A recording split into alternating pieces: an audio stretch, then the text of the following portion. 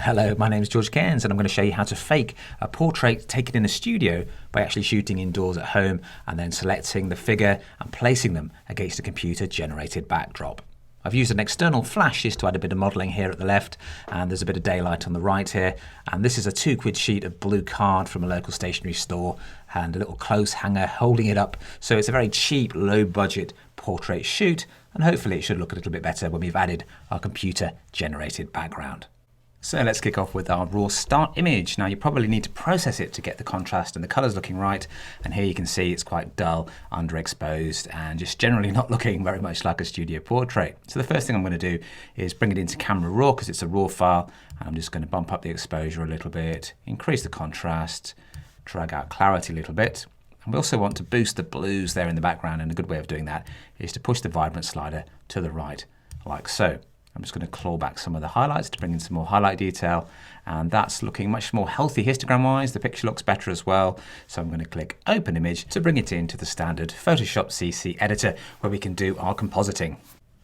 So Z for the zoom tool, right click and choose Fit on Screen. We're going to be using the Layers panel, so let's click here to open that and click down here to create a new transparent layer on which we're going to add our computer generated studio backdrop. I'm just going to double click to unlock this layer and then click OK and then drag it above the transparent background. Now let's click on this top layer and then grab the quick selection tool, and because we've got a nice blue background it's going to be easier to then add him to the selection without selecting the background details, especially where he overlaps this blue background. So click and select like so, tap the right square bracket if you want a larger brush tip. Now, as we don't have enough blue card to cover the whole scene, it's a bit trickier to make the selection accurately, but don't worry at this stage because we're going to tidy things up using layer masks later on. So feel free to click and spray to make a rough and ready selection to start with, like so. We can then pop up here and choose Subtract from Selection and spray over areas that we don't want to include in our selection marquee. You might need to Control or Command plus to zoom in, hold the space bar down to get the Move tool. That can give you a closer look at certain areas. So something like that is beginning to take shape. I need to go back to Add to Selection. Left square bracket gives me a smaller tip, and then I can click and select these rather large ears of mine, like so. When you've made your initial selection, it's time to click the Refine Edge button, and up pops this window here, and we can use different views, such as on black, and that enables us to see any unwanted pixels, such as bits of blue background clinging to the edge of the figure. Now that's looking a little bit sharp and cut out, so what we can do is turn on Smart Radius and increase that to a higher value, and that helps just bring back some of the missing details around the edge, like so. We can also use the Refine Radius tool here to draw around delicate details such as hair, and that's usually a good way of restoring delicate things that have been missed out from the initial selection, such as that little bit of hair up there. It's still looking a little bit jagged around the edge, so you could try using Refine Radius, or you could try smoothing things up a little bit with this slider here. So increasing that to 10, I'm going to soften things with feather as well, just to make it look less sharp and cut out. And you can also tighten the selection around the edge a little bit by dragging the slider to the left, just to lose any hints of blue pixels clinging to the background. So it's looking a little bit softer and less cut out now, thanks to these options in Refine Edge. We're going to output to a new layer with a layer mask because that enables us to continue refining the selection until it's perfect. So let's click OK to create this new layer with its layer mask. So the black part of the layer mask is making the layer transparent, and the white part is allowing the figure to stay nice and solid. We're now ready to create our studio backdrop, and I'm going to go for a nice neutral black-grey backdrop.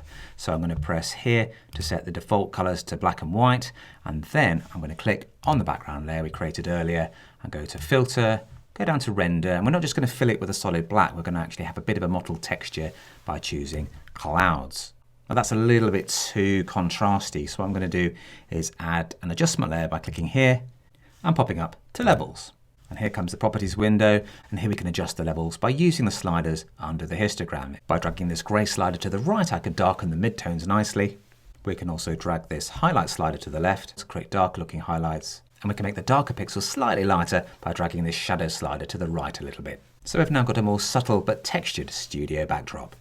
Now by adding this darker backdrop, you can see there's a little bit of blue around the edge of the figure there now. So let's pop back up to here, select the layer mask, and if we double click on that, we can go back to Mask Edge and refine things and do things such as shift the edge inwards a little bit more.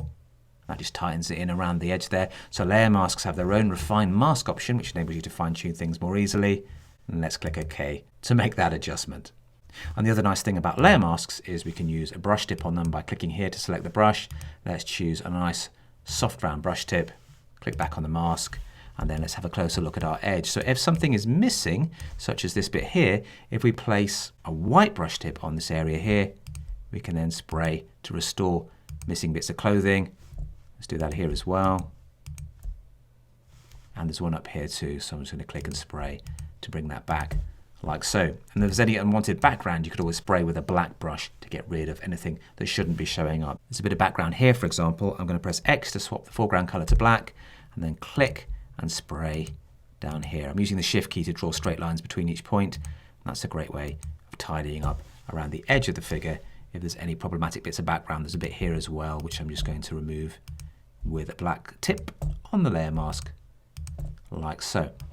And thanks to layer masks and refine edge, we can make a much more effective studio backdrop.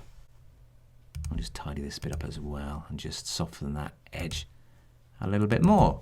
So that's the great thing about layer masks. They can fine-tune the edge of selections to perfection in a non-destructive way.